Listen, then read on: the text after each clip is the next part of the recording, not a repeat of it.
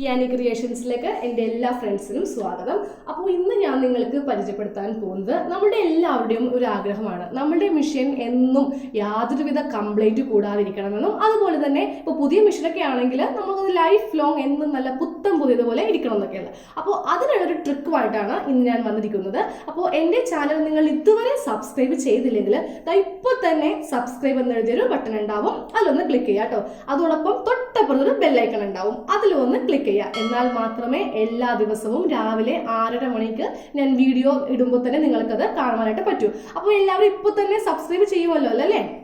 അതുപോലെ തന്നെ നിങ്ങൾക്ക് ഈ വീഡിയോ ഇഷ്ടപ്പെടുവാണെങ്കിൽ നിങ്ങൾ ഇപ്പോൾ തന്നെ ആ ലൈക്ക് ബട്ടൺ ഒന്ന് ക്ലിക്ക് ചെയ്യുക, അതുപോലെ ഷെയർ ചെയ്താൽ എനിക്ക് വളരെ ഉപകാരമാണ്. എന്നാൽ മാത്രമല്ലേ നമ്മുടെ വീഡിയോ എല്ലാവരിലും എത്തുകയും അതുപോലെ എനിക്ക് കുറേ നല്ല സപ്പോർട്ടൊക്കെ കിട്ടുകയുള്ളൂ. ഓക്കെ,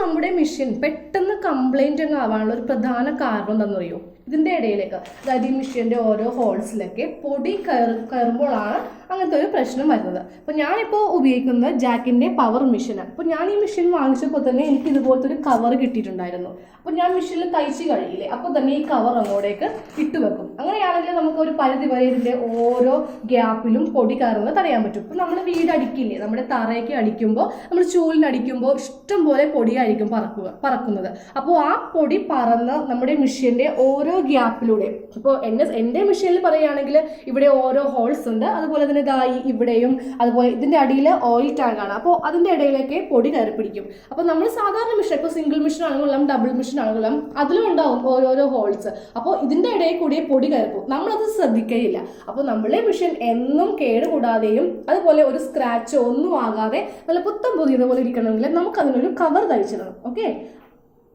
പിന്നെ അതുപോലെ തന്നെ നമുക്കിത് ഈ ഭാഗമില്ലേ, ഇതിങ്ങനെ തുറക്കുമ്പോൾ ഇതിൻ്റെ ഇടയിലൊക്കെ ഇവിടെ കുറേ പല്ലൊക്കെ ഉണ്ട്, മെഷീൻ്റെ ഓരോ പാർട്സ് ഒക്കെ ഉണ്ട് അതിൻ്റെ അകത്ത്, ഇവിടെയും കുറേ ഡസ്റ്റ് കയറി പിടിക്കും. അപ്പോൾ നമ്മളൊരു കവർ തയ്ച്ചിടുകയാണെങ്കിൽ നമുക്ക് നമ്മുടെ മെഷീൻ കുറേ നാൾ ഒരു കംപ്ലൈൻറ്റും വരാതെ, മെയിൻ വില്ലൻ എന്ന് പറയുന്നത്, മെഷീൻ കംപ്ലൈൻറ്റ് ആവുന്നതിൻ്റെ മെയിൻ ഒരു വില്ലൻ എന്ന് പറയുന്നത് ഈ പൊടി തന്നെയാണ്. അപ്പോൾ ഞാനിപ്പോൾ ഈ പവർ മെഷീൻ്റെ കാര്യമല്ല കേട്ടോ പറയുന്നത്, നമ്മൾ ഉപയോഗിക്കുന്ന ഏത് മെഷീനിലാണെങ്കിലും ഒരു കവർ അതിന് തയ്ച്ചിടുകയാണെങ്കിൽ നമുക്ക് കുറേ നാൾ നമുക്ക് മെഷീൻ നല്ലപോലെ ഒരു കംപ്ലൈൻറ്റ് കൂടാതെ ഉപയോഗിക്കാനായിട്ട് സാധിക്കും. ഇപ്പോൾ നമ്മൾ വാങ്ങിക്കുന്ന സാധാരണ മെഷീനൊന്നും ഇതുപോലത്തെ കവർ ഉണ്ടാവണമെന്നില്ല. ഇതിപ്പോൾ പവർ മെഷീൻ ആയതുകൊണ്ട് എനിക്കിത് കിട്ടി, ഞാനപ്പോൾ തയ്ച്ച് കഴിയുമ്പോൾ ഇത് ഇടാറുണ്ട്. അപ്പോൾ പക്ഷേ ഇത് കുറേ നാൾ കഴിയുമ്പോൾ ഈ ഒരു പ്ലാസ്റ്റിക് മെറ്റീരിയൽ ആയതുകൊണ്ട് ഇത് പെട്ടെന്ന് കീറിപ്പോവാൻ ചാൻസ് ഉണ്ട്. അപ്പോൾ നമുക്ക് ഇന്നൊരു തുണി വെച്ചിട്ട് ഒരു കവർ തയ്ച്ചെടുക്കാം.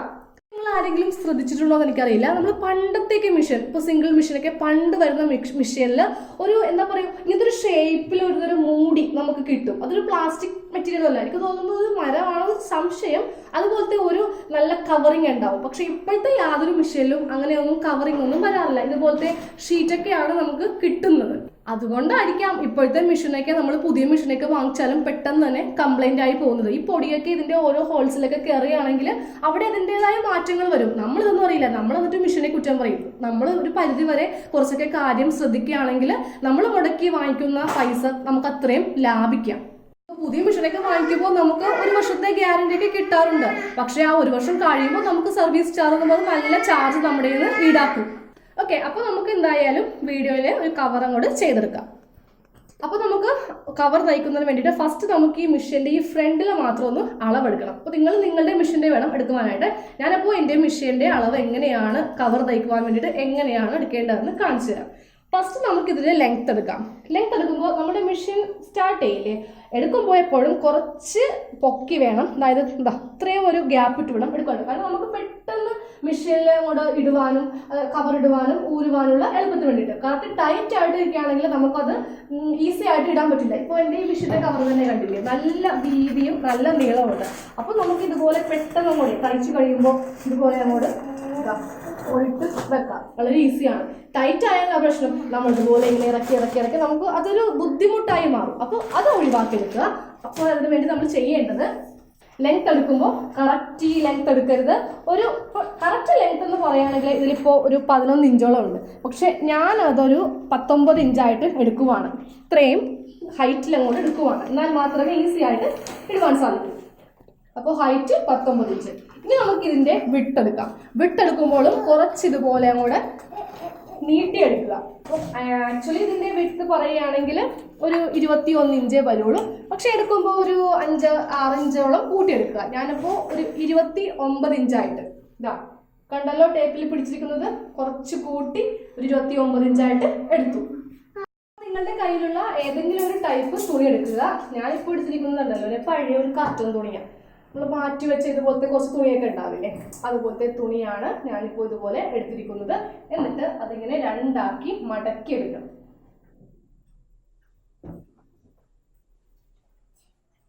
അപ്പോൾ നമുക്ക് ഈ തുണിയിൽ ഇതിൻ്റെ ലെങ്ത് മാർക്ക് ചെയ്യാം. ഞാനിപ്പോൾ ലെങ്ത് മാർക്ക് ചെയ്യാൻ നോക്കുന്നുണ്ടല്ലോ, ഇതുപോലെ നമ്മുടെ അടിഭാഗം അടിച്ച ഭാഗം ഇതുപോലെ 2 ലെവലായിട്ട് ഇതുപോലെ വെച്ചിരിക്കുകയാണ്. അപ്പോൾ നിങ്ങൾക്ക് തുണി എടുക്കുമ്പോൾ തേരുവശം ഉണ്ടെങ്കിൽ ഇതുപോലെ എടുക്കുക. അപ്പോൾ നമുക്ക് ഇതിൻ്റെ അടിയിൽ മടക്കി അടിക്കാനായിട്ട് സീം അലവൻസിൻ്റെ ആവശ്യം വരില്ല.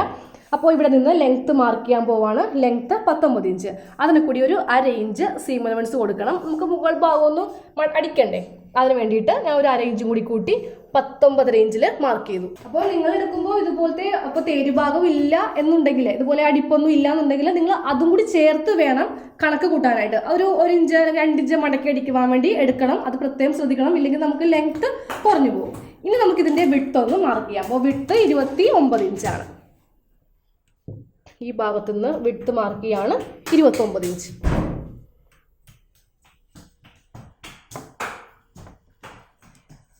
29 ഇഞ്ച്. അതിൽ കൂടി നമുക്ക് 1 ഇഞ്ച് സീം അലവൻസ് വേണം. 1/2 ഇഞ്ച് ഈ ഭാഗത്ത് മടക്കടിക്കാനും 1/2 ഇഞ്ച് ഈ ഭാഗത്ത് മടക്കടിക്കാനും. അങ്ങനെ ഞാനപ്പോൾ 30 ഇഞ്ചിൽ ഇതുപോലെ മാർക്ക് ചെയ്തു.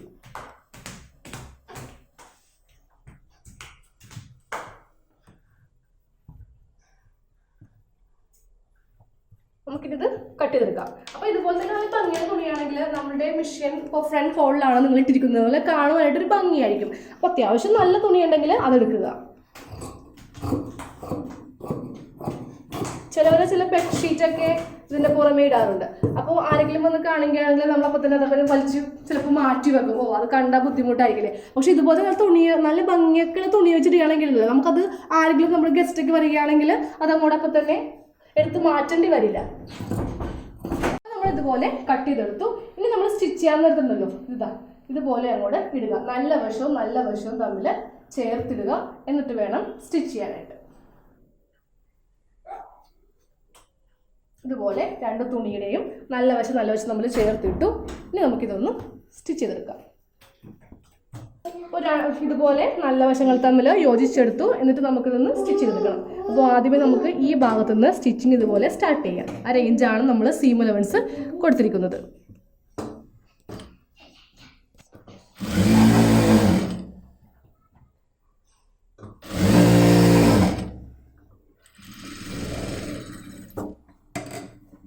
ഇതുപോലെ നമുക്ക് ഈ 3 അറ്റവും ഒന്ന് സ്റ്റിച്ച് ചെയ്തെടുക്കണം.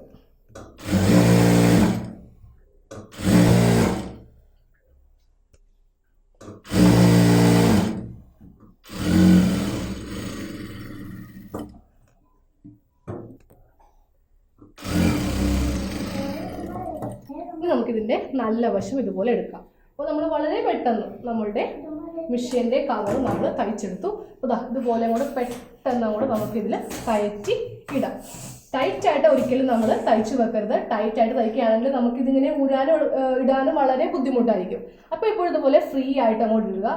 ഒരു പൊടിയും നമ്മൾ തറ അടിക്കുമ്പോഴോ അല്ലെങ്കിൽ ഇപ്പോൾ ക്ലീനിങ് ചെയ്യുമ്പോഴോ ഒന്നും ഒരു പൊടിയും നമ്മുടെ മെഷീനിൽ കയറുമില്ല. നമ്മുടെ മെഷീൻ പെട്ടെന്ന് കംപ്ലൈൻറ്റും ആവില്ല. പുതിയതുപോലെ ഇരിക്കുകയും ചെയ്യും. അപ്പോൾ വീഡിയോസ് ഇഷ്ടമായിട്ടുണ്ടെങ്കിൽ ഷെയർ ചെയ്യാൻ മറക്കരുത്, ലൈക്ക് ചെയ്യാൻ മറക്കരുത്. സബ്സ്ക്രൈബ് ചെയ്യാത്തവർ സബ്സ്ക്രൈബ് ചെയ്യാനും അതോടൊപ്പം ബെല്ലൈക്കൺ ക്ലിക്ക് ചെയ്യാനും മറക്കരുത്. നോട്ടിഫിക്കേഷൻ വെച്ചാൽ മാത്രമേ എല്ലാ ദിവസവും 6 മണിക്ക് ഇതുപോലത്തെ യൂസ്ഫുൾ ആയിട്ടുള്ള വീഡിയോസ് നിങ്ങൾക്ക് കാണുവാൻ പറ്റൂ. ഓക്കെ, അപ്പോൾ അടുത്തൊരു വീഡിയോയിൽ നമുക്ക് നല്ല അടിപൊളി വീഡിയോ ആയിട്ട് കാണാം. Thank you.